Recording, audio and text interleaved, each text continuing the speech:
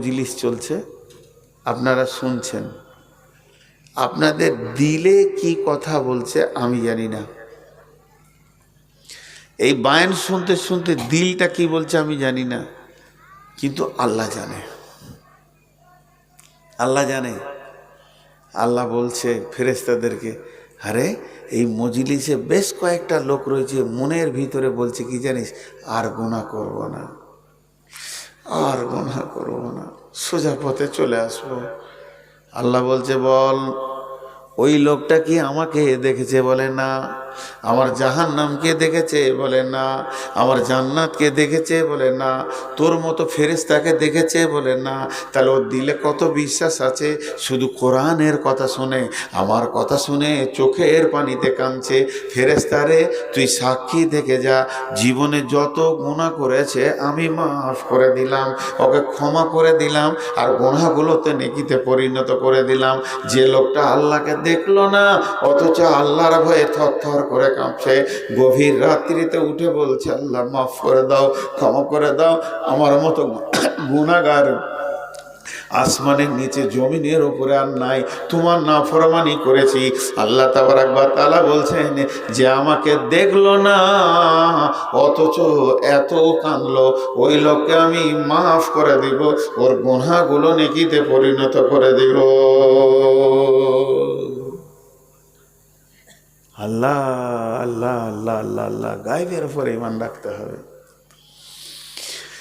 গায়েবের উপরে ঈমান আছে কিনা বুঝবেন কি করে? কার ঈমান আছে কার নাই বোঝার ক্ষমতা নাই, বোঝার ক্ষমতা নাই, বোঝার ক্ষমতা নাই। কার ঈমান আছে কার নাই বোঝার ক্ষমতা নেই। কিন্তু দুটো জিনিস যদি চোখে দেখতে পান, তা আপনি সাক্ষী দেন যে লোকটা ঈমানদার।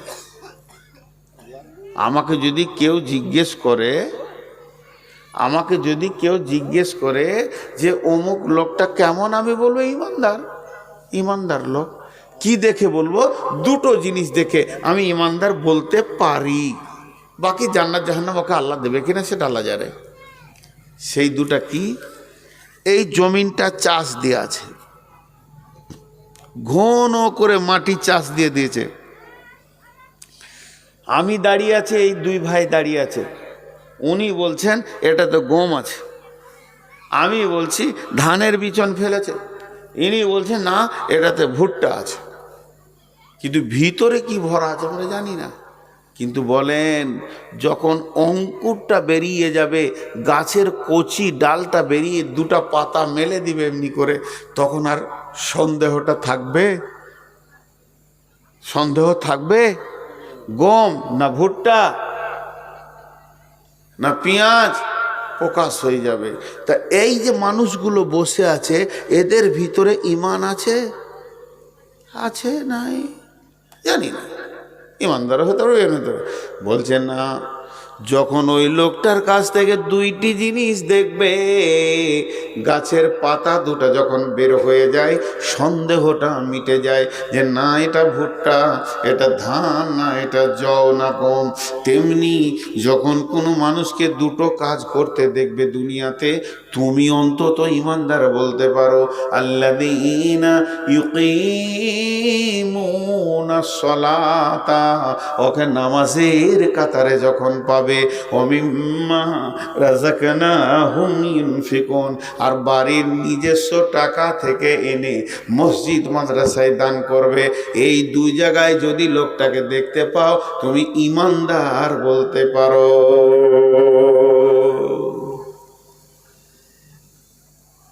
জি, একটা কথা তিনবার বলবো, মাথায় ঘুরেলেন, তিনবার বলবো।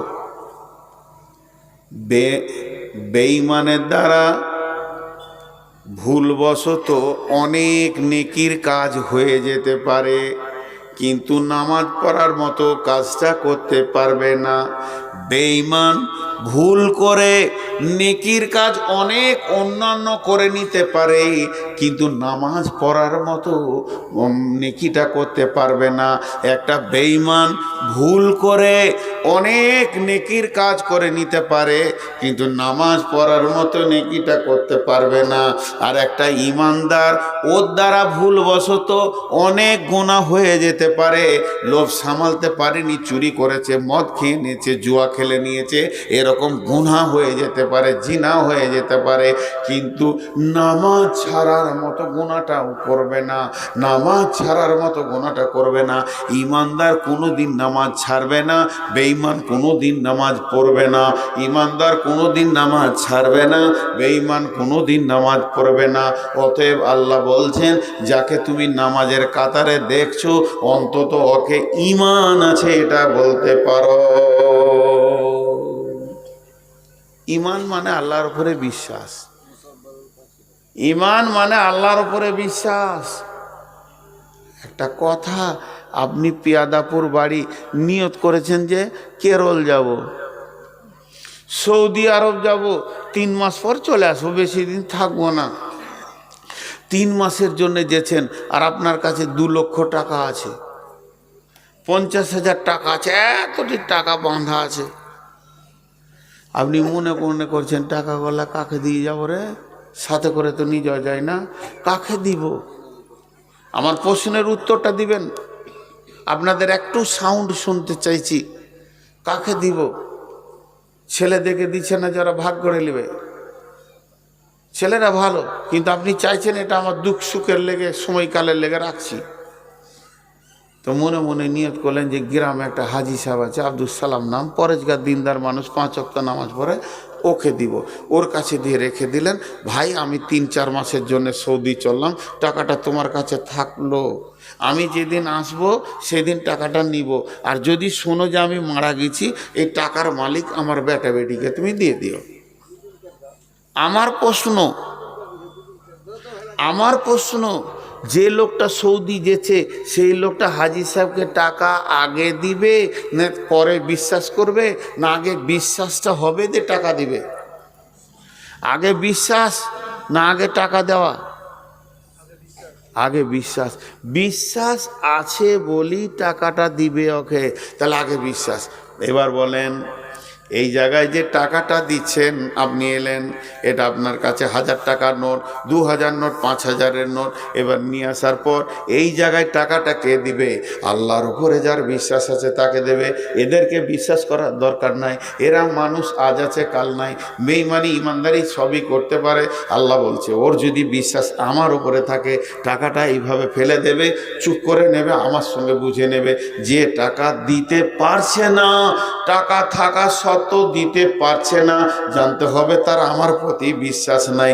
আল্লাহ তাবারাক ওয়া তাআলা কোরআনে বলেছেন, ইনফিকু মানে তোমরা দান করো, খয়রাত করো। আল্লাহ দানের কথা বলেছেন। আবার আল্লাহ বলেছেন, ইকরিজুল্লাহ কারদান হাসানা, তুমি আল্লাহকে উত্তম ঋণ দাও। এটা কিন্তু ঋণ। আল্লাহ কোনোদিন আমাদের দানের অপেক্ষা করে না। আল্লাহ গরিব নয় যে আল্লাহর অভাব চলছে দান করতে হবে। আল্লাহ ঋণ চাইছেন।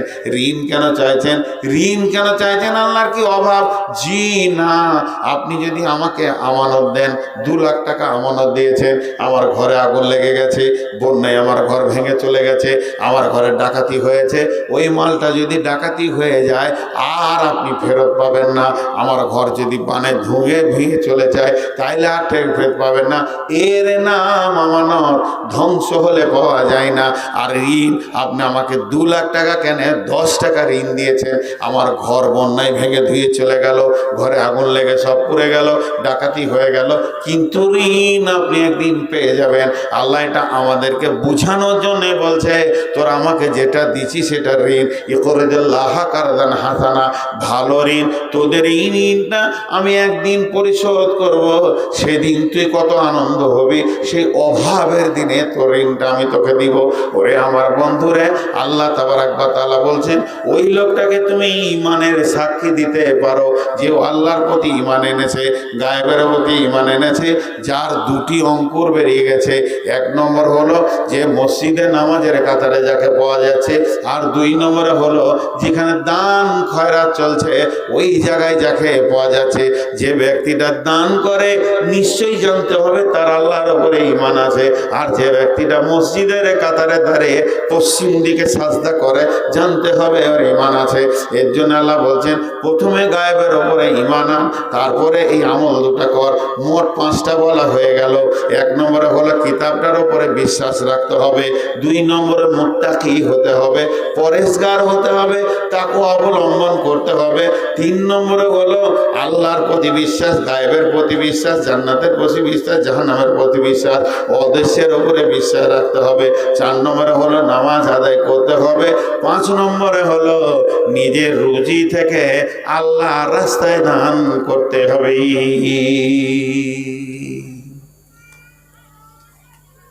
জি ভাই,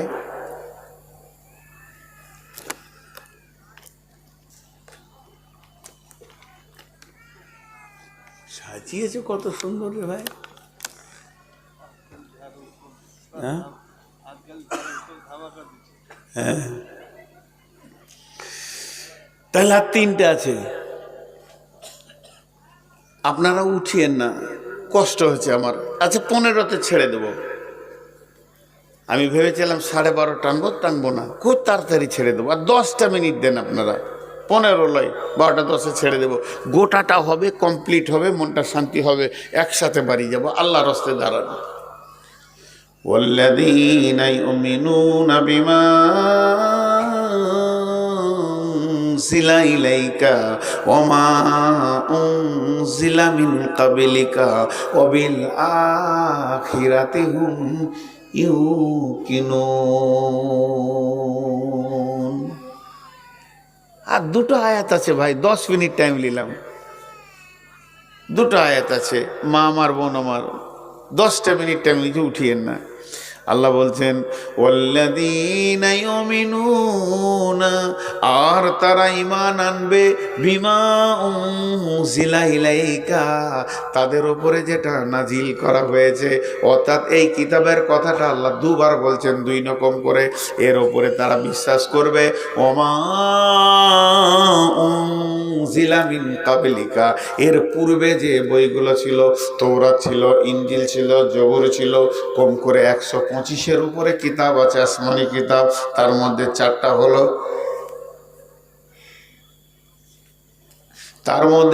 হলো, প্রধান কিতাব, আর বাকি টুকরো টুকরো অনেক কিতাব এসেছে। সমস্ত কিতাবের ওপরে ঈমান রাখবে, আর তাদের ওপরে নাজিল করাটার ওপরে ঈমান রাখবে। একবার তো কিতাবের কথা বললেন, আবার কেন বলছেন?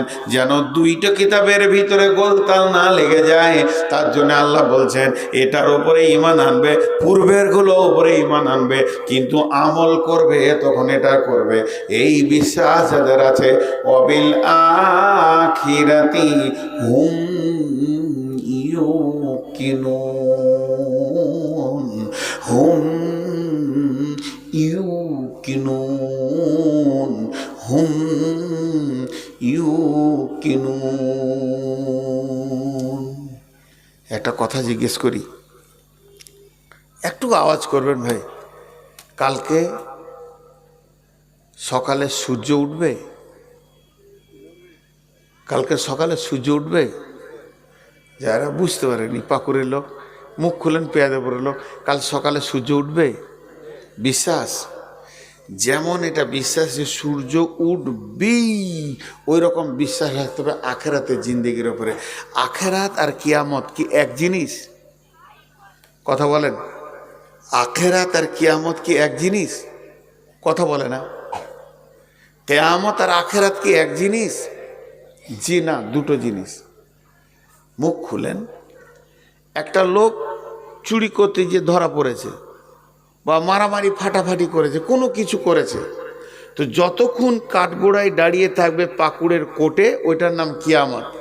আর ফায়সালা যখন হয়ে যাবে ওইটার নাম আখেরাত, জান্নাত না জাহান্নাম। তো বিচারের দিনটার নাম কিয়ামত, ভোগ করার দিনটার নাম লয়। কিয়ামত হচ্ছে কোনটা? বিচারের দিনটা তুমি নেককার না বদকার, তুমি কি আমল করেছো, এই বিচার যতক্ষণ চলবে ওইটার নাম কিয়ামত। আর ফায়সালা যখন হয়ে যাবে তুই জাহান্নাম তুই জান্নাত, ওইটা আখেরাত। তা আখেরাত, জান্নাত আর জাহান্নাম এর উপরে দৃঢ় বিশ্বাস রাখতে হবে। আল্লাহ নবী বললেন হারিস, একটা সাহাবীর নাম হারিস রাদিয়াল্লাহু তাআলা আনহু নবীজির কাছে এলেন। তখন হারিসকে বলছে, হারিস রে, তোমার ইমানের খবর বলো, তুমি কতটা ইমানদার? হারিস বলছে, ইয়া রাসূলুল্লাহ, আমি 100-তে 100 ইমানদার।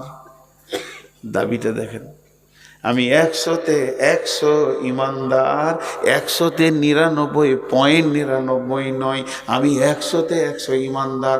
নবীজি বললেন, হারিস রে, তুমি নিজেকে ইমানদার বলে দাবি করেছো, তো তুমি বলো কেন দাবি করলে?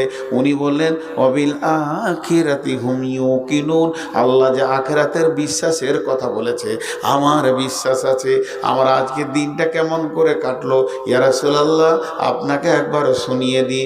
আমি সকালে উঠেছি, ফজর পড়েছি, তারপর থেকে আমার মনের ভিতরে শুধু জান্নাত আর জাহান্নামের দোদুল্য চলছে।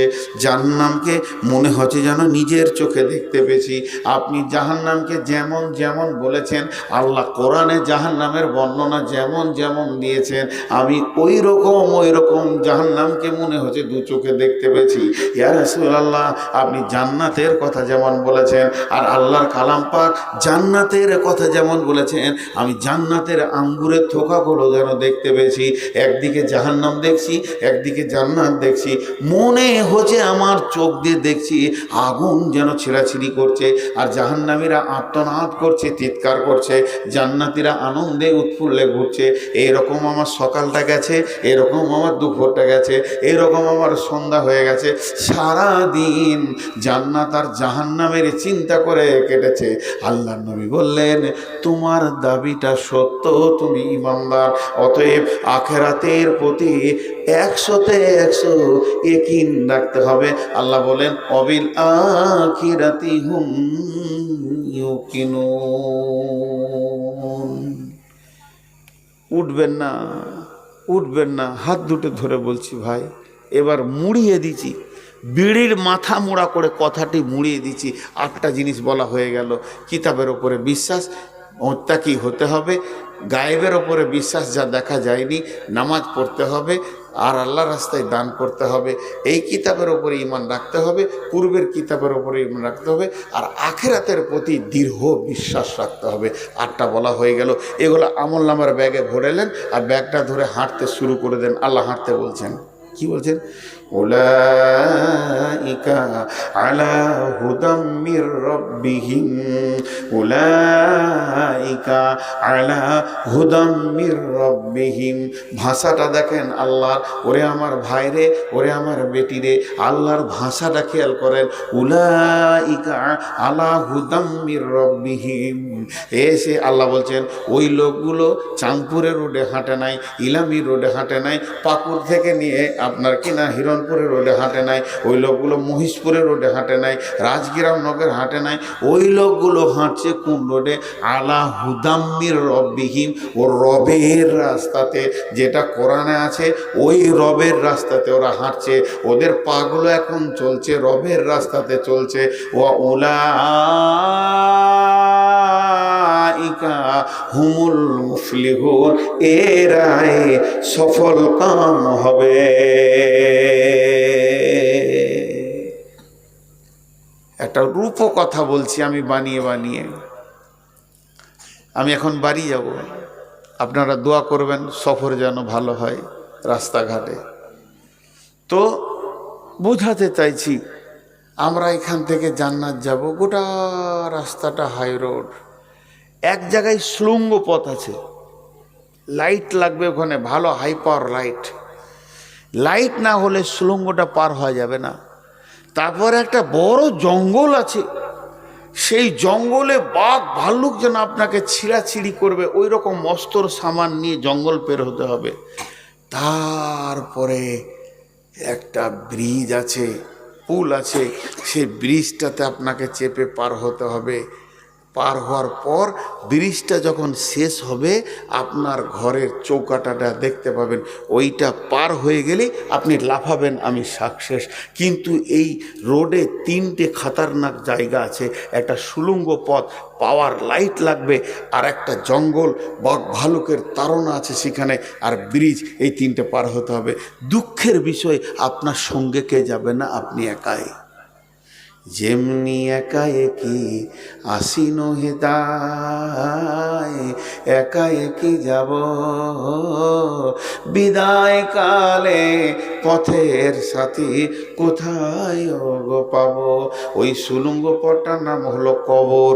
কবরটা আপনাকে একাই পার হতে হবে, হাই পাওয়ারের লাইট না থাকলে কবর অতিক্রম করতে পারবেন না। তারপরে কিয়ামতের মাঠ, জাহান্নাম টানবে, এদিক ওদিক থেকে টানবে, ত্রাহি ত্রাহি চলবে, ওখানে ওখানকার মতো সামান রেখে পার হয়ে যেতে হবে। এরপরে আসবে পুলসেরাত। পুলসেরাতটা যখনই আপনি পার হয়ে যে শেষ মাথাতে পৌঁছাবেন, আপনার ঘর জান্নাতুল ফেরদাউসের গেট দেখতে পাবেন। আহলান সাহলান মারহাবান, আপনাকে জান্নাত ডেকে নেবে। আর জান্নাতের হুরেরা বলবে, নাহানুল খালেদাত ফালানা বেদু, নাহানুন নাইমাত ফালানা বাসু, নাহানুর রাজিয়াত ফালানা স্কাতু, তু বলে মান কানালানা কুন্না লাহু। এসো এসো প্রাণনাথ আমরা তোমারই, অনেক অপেক্ষায় ছিলাম, পেয়েছি মরণ শূন্য জীবনের তরি, করিব কথার ছলে প্রাণ মঞ্চুরি। এসো এসো প্রাণনাথ আমরা তোমারই। তখন আপনি বলবেন যে আমি সাকসেস হলাম। তখন আমি বলবো যে আমি সাকসেস হলাম, আমি সাকসেস হলাম, আমি সাকসেস, আমি পাস করেছি, আমি পাস করেছি, আমি পাস করেছি। ভাইয়ের আমার, আমি আপনাদের সামনে আজকে প্রথম কথা বলেছি, আল্লাহ ডাকবে, ডাকছে 10 বার, হাইয়া আলাল ফালাহ,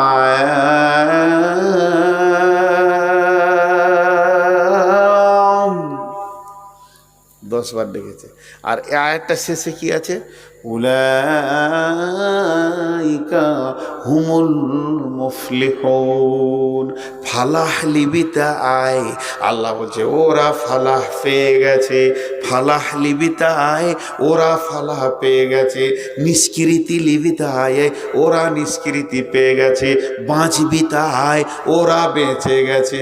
উত্তীর্ণ হবি তাই, ওরা উত্তীর্ণ হয়ে গেছে। পাস করবি তাই, ওরা পাস করে গেছে। উলাইকা হুমুল মুফলিহুন। আমি তকবীর দিতে বলবো না আপনাদেরকে, নারে তকবীর আল্লাহু আকবার বলছি না, একবার সবাই বলেন মুফলিহুন। একবার শুনতে চাইছি, সবাই বলেন, সবাই বলেন। আল্লাহর কালাম পাক আপনার মুখ দিয়ে বের হবে আর আল্লাহ খুশি হবেন। বলেন মুফলিহুন, জোরে বলেন, একটু আওয়াজ দেন। এতগুলো পুরুষ, আমি যদি এখন একটা নোংরা কথা বলে দিই, থামেন থামেন থামেন, চুপ করে না, চুপ করানো যাবে না। তখন ওর গলার ফাঁড় কথা আনপ্রসঙ্গিক চেঁচাবে, আর কমিটি বলবে থামেন থামেন থামেন। আর এখন একবার মুফলিহুন বলতে যে মনে হচ্ছে গলায় আটকে গেল। হাজি আল্লাহর কালাম পাকের একটা শব্দতে গলা আটকে গেছে, এইরকম বেটা ছেলে বসে আছেন। জোরে বলেন মুফলিহুন। এই শব্দটাই বলবেন আমার সঙ্গে, আমি হাতটা এরকম করব। উলাইকা আলা হুদাম মির রাব্বিহিম ওয়া উলাইকা হুমুল মুফলিহুন। আল্লাহ বলছে ওই লোকগুলির ব্যাগে যে 8টা মাল ভরা আছে, ওরা ওদের রবের আল্লাহর রাস্তাতেই হাঁটছে, ওরাই বেঁচে যাবে। আল্লাহ আমাদেরকে সকলকে বাঁচিয়ে দেখ, বলেন আলহামদুলিল্লাহ, আল্লাহুম্মা আমিন। আরে দোয়া দিলাম রে ভাই, আল্লাহ আমাদেরকে সকলকে বাঁচিয়ে দেখ, আল্লাহুম্মা আমিন। এখন আপনারা ঘড়ি দেখেন, আমি ঘড়ি দেখছি। আপনাদের কাছে একটা ভিক্ষা চাইছি, 5 মিনিট। একজনও উঠবেন না, যিনি উঠবেন আমি সরাসরি তার পায়ে ধরে নেব, বেজ্জিত হয়ে যাবেন। হাতে ধরবো না, ডাইরেক্ট বলবো ভাই তোর পায়ে ধরছি বস।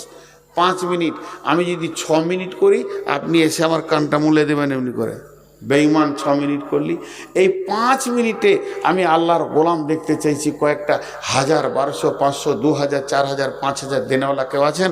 আর মা বোনদের কাছে আরেকবার চাদর পাঠিয়ে দেন, হে আমার বেটি। আমি প্রথমে যখন বেটি বলেছি, যত আছে বুড়ি টুড়ি সব আমার বেটি। আপনাদের কাছে আপনাদের বাপ হাত পেতেছে, একটা 500 টাকা, একটা 100 টাকা, একটা 200 টাকা, একটা 50 টাকা দেন। না থাকে তো আপনার যা আছে তাই দেন। যান আরেকবার চাদরটা দেন, যান। হে আমার বেটি, আমি আব্বা হিসেবে ভিক্ষা চেয়েছি, একবার আমার হাতটাকে ফিরিয়ে দিস না রে মা।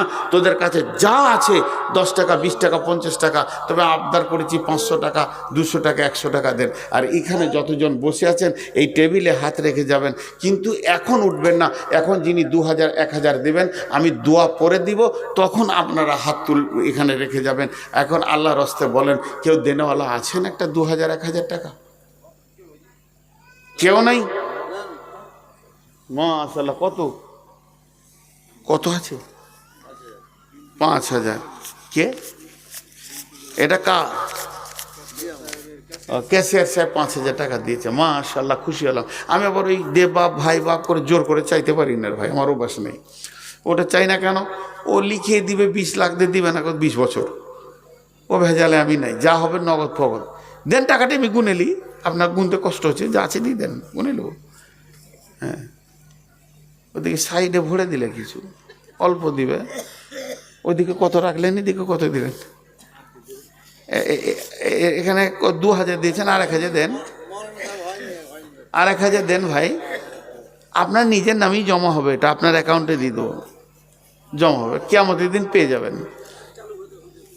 মাশাআল্লাহ, কাজ যখন চালু হবে তখন আরও দেবেন ইনশাআল্লাহ। এটা 2000। আর কেউ আছেন এরকম দেনেওয়ালা? এই আব্দুল্লাহ, এটা ওইখানে করো, তুমি যেখানে বসেছো ওইখানে করো।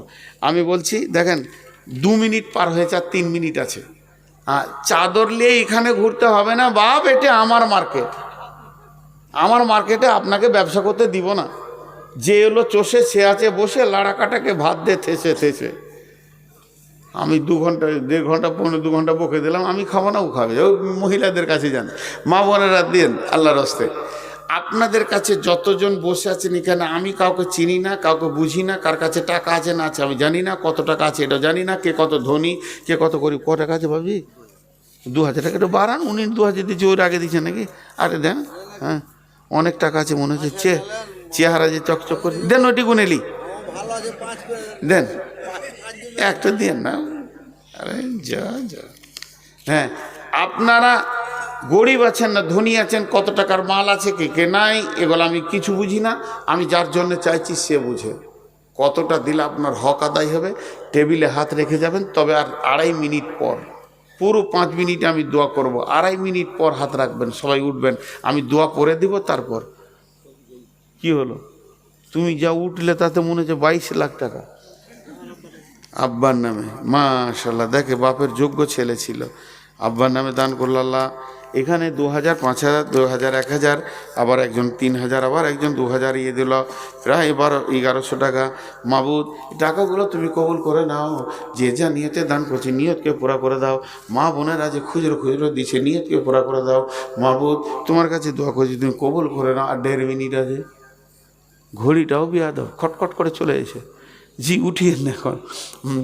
5000, 2000, 1000 দেবেন তো এখানে চলে আসেন সুদা। তো ওই দিকে তাকি কেন টাকা দিছো? আমি কি তোমাকে মেরেছিলাম কোনোদিন? এই দিকে ঘুরে, ভালো করে ঘুরো। হ্যাঁ, আর আছে এই আল্লাহু আকবার, মাশাআল্লাহ। লোক এখানকার ভালো, তাই এই 500 টাকা দিবে মনে হচ্ছে। কেন দেবে না?